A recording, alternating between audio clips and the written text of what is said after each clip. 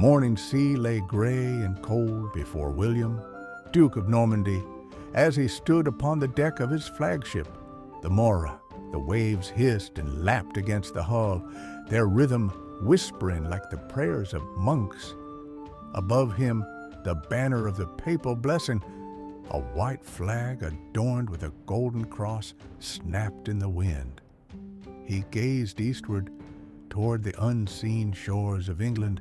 His jaw was set, his eyes hard as tempered steel. "England," he murmured, the word rolling in his throat like a vow. "By God's grace, mine to claim." Behind him, his captains waited in silence. The fleet stretched for miles, ships heavy with horses, swords, and the weight of destiny. The wind had turned at last. For weeks, the Duke had waited at Saint-Valery, praying, fasting, bargaining with heaven for a favorable breeze. Now the sails swelled, and the coast of Normandy faded behind them as they moved toward the promise of conquest. Harold the Bard, one of William's attendants, broke the silence. "The signs are good, my lord. A comet burned over England this spring. They say it heralds the fall of kings." William turned sharply. "A fall, yes," he said, "but whose?" The men exchanged glances, uneasy. Everyone aboard knew that England's new King Harold Godwinson had been crowned in haste after Edward the Confessor's death, a man who had once sworn an oath to William himself. And oaths to William were iron chains binding men's souls. The ships cut through the channel waters like knives. By nightfall, they landed on the soft, marshy sands of Pevensey Bay. The invaders waded ashore, Norman knights in chainmail, archers from Brittany, mercenaries from Flanders. Fires were lit, and wooden palisades rose swiftly against the horizon. It was the first breath of war upon English soil. William dismounted, pressing one armored hand into the damp earth. "God's will be done," he said softly. His men knelt, murmuring, "Amen." Far to the north, King Harold II of England rode from Stamford Bridge, his sword still stained with the blood of Norsemen. The field was littered with corpses, Vikings who had come under Harold Hardrada's banner and fallen beneath Harold's English axes. Victory had come at a terrible cost. When the messenger arrived, breathless and pale, Harold already knew. "Normans!" the man gasped. "They have landed on the southern shore." The king closed his eyes. His brother Tostig lay among the dead Norsemen, betrayer and kin alike. Now another brother's oath would test him. "So it begins," he said, voice heavy. "I've scarcely buried one invader before the next arrives." His captains urged rest. The men were weary, armor dented, feet bleeding from days of march and battle. But Harold's face hardened. "If William seeks England's crown, he must take it from my cold hand," he said. "We march for Hastings." For 7 days they moved south, across forests, rivers, and rain-slick hills. Men fell from exhaustion. Horses stumbled and died. Still Harold pressed on, as if driven by something more than duty, by pride, perhaps, or a desperate faith that his kingdom might yet stand whole. On October 13th, they reached Senlac Hill, near the town of Hastings. The English soldiers dug in, forming their shield wall, stout, unbroken, a living fortress. Spears bristled like a forest of iron. The banners of Wessex fluttered above them, red dragons on white cloth. As dawn broke the next day, Harold's eyes caught movement across the valley. The gleam of armor, the slow crawl of thousands of Norman troops forming ranks, a sea of lances. The wind carried faint sounds, the clatter of hooves, the bark of orders in Norman French. And at the front, upon a white horse, rode William.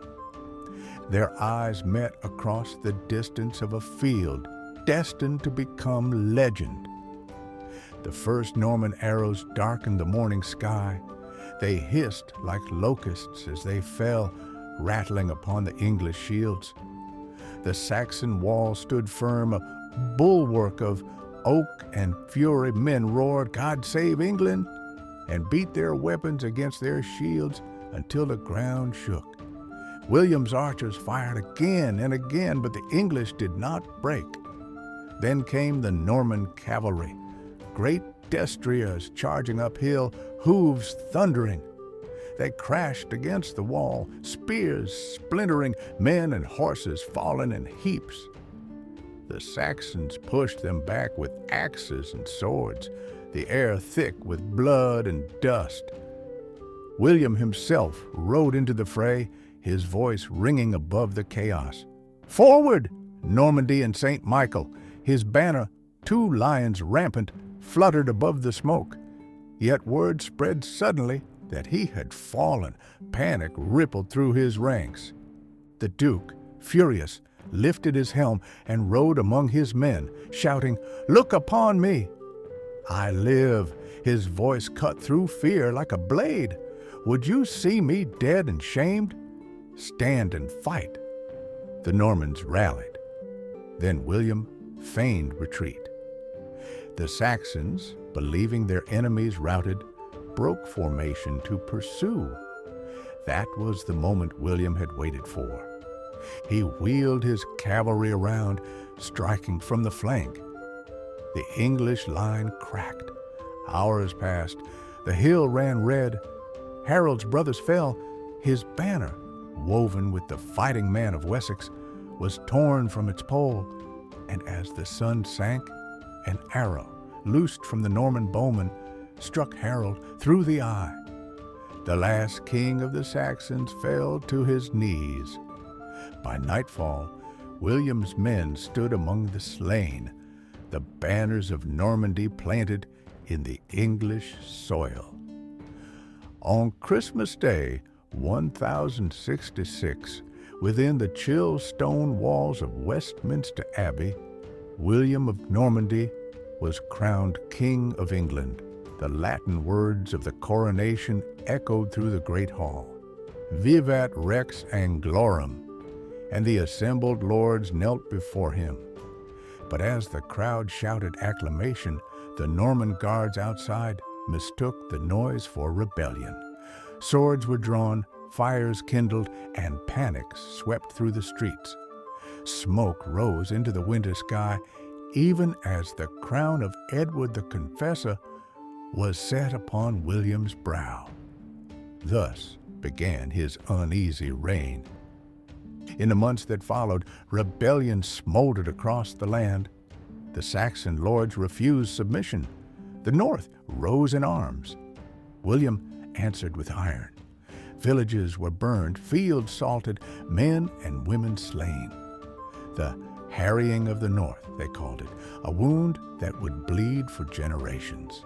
And yet, amid the ruin, a new order took root. Norman castles rose from English hills. The language of the court shifted, French mingling with the old Anglo-Saxon tongue to birth a new speech, what would one day be called English. The laws hardened, the feudal bonds tightened. England, though conquered, was remade. William would rule with a mailed hand, but his heart never ceased to look across the channel toward the green lands of Normandy. Even as he grew old and heavy, his mind burned with the same restless fire that had carried him across the sea so many years before. When he died in 1087, his last words were not of peace, but of judgment. "I have seized the crown by force," he whispered. "May God forgive the conqueror." Would you like me to continue with an epilogue detailing the transformation of England under Norman rule?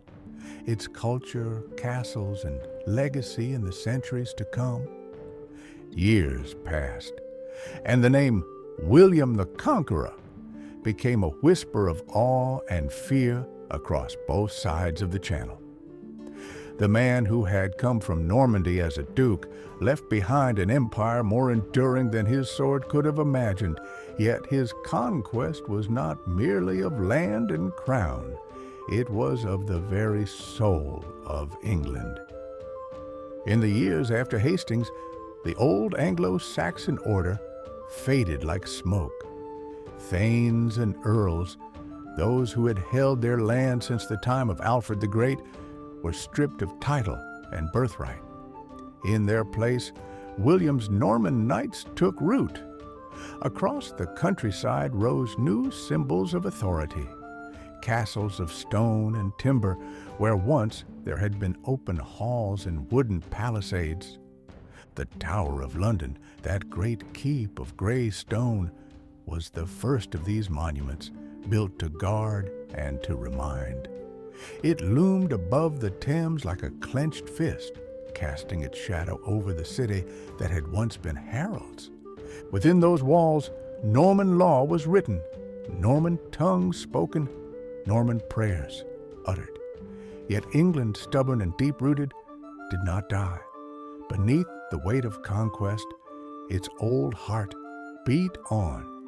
The common folk spoke their native tongue still, though it began to change, weaving the words of their conquerors into its fabric. Hus became house, Signing became king, Sunu became son. The voices of two peoples mingled, and from their union a new nation was born.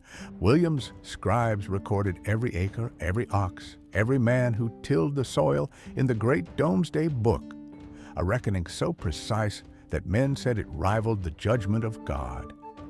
In its pages, the bones of England were laid bare, its wealth and poverty alike. It was more than a survey. It was control made ink and a parchment.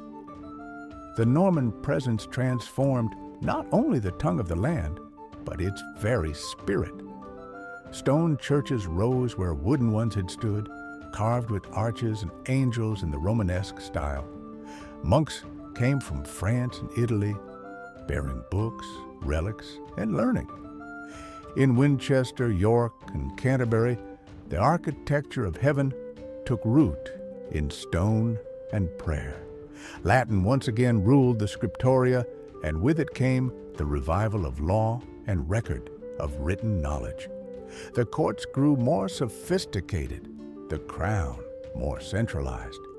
William's sons, Robert, William Rufus, and Henry, would feud bitterly over his legacy, their father's shadow, a heavy mantle none could easily bear. Yet even their strife strengthened the throne. The barons, once untamed, found themselves bound by a new feudal order, answerable to the crown rather than to one another. The England that had been conquered became, in time, the England that conquered others. The seeds planted by William's mailed hand would grow into a realm that stretched beyond the Isles, a kingdom of laws, lords, and letters. Generations later, the Battle of Hastings became more than a tale of victory. It became a mirror of fate. Bards sang of Harold's fall, of the arrow in his eye, of the dragon banner torn and trampled. The monks of Bayeux stitched it into cloth, the famous tapestry, winding nearly 70 meters long, telling of omens, oaths, and blood. In its woven panels, William is forever young, his armor gleaming, his horse rearing, his sword raised high. Harold is forever falling, the arrows point frozen in time. Between them lies the destiny of a nation. Pilgrims and scholars came to gaze upon that tapestry, tracing the faces with their fingers, wondering if the will of God truly rode with the Normans that day, or if conquest is ever more than the will of men. And through the centuries, kings would rise and fall, their crowns changing hands as England herself grew restless, through rebellion, through reform, through empire and war. Yet beneath it all, the echo of 1066 remained, the heartbeat of a kingdom forged in fire. In the quiet monastery of Caen, where William lay buried, the monks of Saint-Étienne tended his tomb. The inscription carved upon it read, "Here lies William, the Conqueror, King of England and Duke of Normandy, who was mighty in war, prudent in council, and by the will of God subdued this kingdom." Yet history would judge him in shades beyond stone and gold. He was both destroyer and founder, tyrant and lawgiver, sword and scribe. Because of him, England would speak with a new voice, write with a new hand, and dream with a new ambition. The mingling of Norman vigor and Saxon endurance birthed a nation neither wholly one nor the other, but greater than both.